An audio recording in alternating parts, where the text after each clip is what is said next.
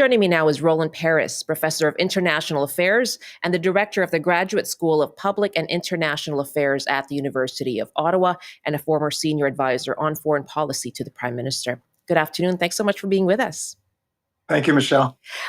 Doug Ford has been making headlines of late, whether it's commissioning advertising to the U.S. About Ontario and about the relationship between the two countries, or commenting on Donald Trump's social media posts, and now these threats to cut off energy supply to the states. And what do you make of his approach? Well, I think it can be very helpful to have the provincial premiers engaging with their counterparts in the United States, just as it was helpful during Trump's first term to have mayors of Canadian cities and labor leaders and business leaders communicating with their counterparts in the United States. What's not so helpful is to have premiers making declarations about Canadian policy and then basically disagreeing with each other in public. There is only one government in this country that is constitutionally empowered to conduct foreign affairs, and that's the federal government. And I would hope the premiers would, at the very least, try to coordinate their messages a little bit better. And how does that then, I mean, we contrast it with Premier Danielle Smith saying she would prefer diplomacy over threats. How then do we go ahead with this, Team Canada approach? Well, it's going to be a lot harder this time around. I mean, for a couple of reasons. One is we're at a different point in our political cycle here in Canada. So Justin Trudeau was much earlier in his mandate the first time around. And secondly, I think there was a measure of kind of initial shock at Trump's election the first time around. So I don't expect the same degree of unity. But on the other hand, to have one premier saying we're going to cut off energy, potentially cut off electricity supplies to the United States, the other premier saying that she's opposed to the idea of even retaliatory tariffs, no matter what the United States does, it's like we're dividing and conquering ourselves before we've even engaged in a negotiation. Doesn't make any sense. They should get in their lanes. What might we expect from the Prime Minister on this? What we've heard so far, in light of yesterday's meeting, was this plan on border security, border measures, using helicopters and drones. And that's what we heard from Dominic LeBlanc. But what then should be the next steps that Justin Trudeau takes? Well, from my understanding is that we saw that the Prime Minister went down and spoke to Donald Trump at Mar-a-Lago. And when it's not exactly clear what Donald Trump wants, but when he's talked about it in relation to Canada, he's talked about two things: border security and fentanyl. And so what the federal government seems to be poised to do is to invest a lot in additional border security measures, and perhaps also in measures to disrupt any shipment of fentanyl, which is actually a good thing for Canada anyway. We want secure borders. We want to disrupt fentanyl supply, which is a huge problem, especially in BC. And I think the hope is to, in a sense, test Trump, to say, listen, we've taken really significant steps in the areas that you have expressed concern about. Now, let's talk about working together in other areas.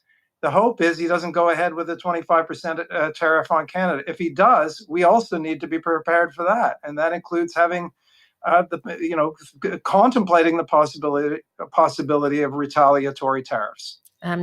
How far will diplomacy go in this case, do you think?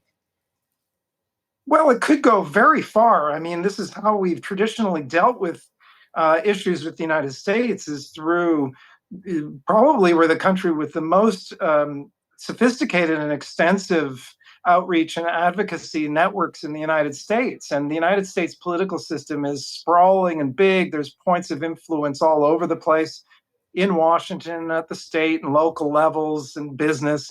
And so what Canada has traditionally done very well is to identify potential allies, identify people at the state level, local level, identify people who have the ear of whoever the president might be, and to conduct a really sophisticated, effectively, it's not lobbying, but it is the equivalent of lobbying.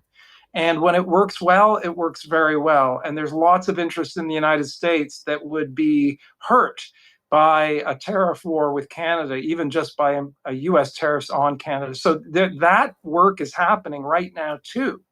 And I'm sure that the hope is to be able to head off the worst by activating all of those interests.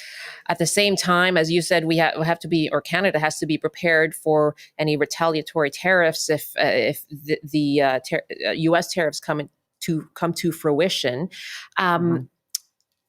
Does that help things? We hear sort of what happened last time around when Canada did have retaliatory tariffs on U.S. steel. Does that help things, or do things just kind of spiral when you have a trade war? Well, it's always, nobody wants a trade war, and especially nobody wants a trade war with a bigger partner.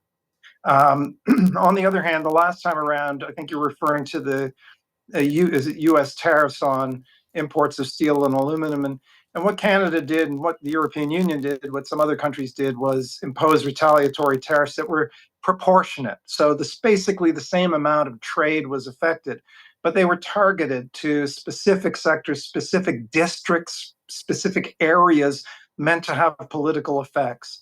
So, you have to think about the diplomacy side and the possibility of retaliatory tariffs together, because what you're looking at is a whole system, and you're trying to find points of leverage within that system. In the end, if this escalates, it would be bad for Canada. It would also be very bad for the United States. So I certainly hope it doesn't get to that point. But we can't take it off the table. That would be unilateral disarmament. That's what Danielle Smith is proposing, and it doesn't make any sense before we've even gotten to the table. So, given that, and given what we've been hearing from Doug Ford, how do you think, if you were to have the Premier Eby's ear, what might you say? How should BC move forward?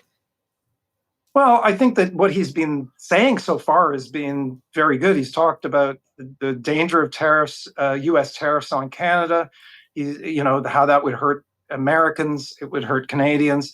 He's talked about the need for an all-Canadian approach. I mean, he may be tempted because some of his premier colleagues are speaking up and making these, very strong statements about Canadian foreign policy and disagreeing with each other. He may be tempted to weigh into that debate, but I think that what I hope is that that everyone recognizes that while we should expect there to be different opinions and different opinions to be expressed, when you're talking about disagreement in public between premiers about whether tariffs are needed at all, whether energy should be blocked or never blocked or whatever, that hurts the Canadian negotiating position. There's a reason that we don't have 11 foreign ministers in this country. If we wanted 11 foreign ministers, we would have written that into our constitution. That's not our system of government. So I hope that he resists the temptation to weigh into what is an unhelpful debate that's emerging among some premiers. Really good to speak with you and get your perspective on this today. Thank you for your time. Great talking to you. Bye-bye. Bye-bye. Roland Paris, Professor of International Affairs, the Director of the Graduate School of Public and International Affairs at the University of Ottawa, and a former Senior Advisor on Foreign Policy to the Prime Minister.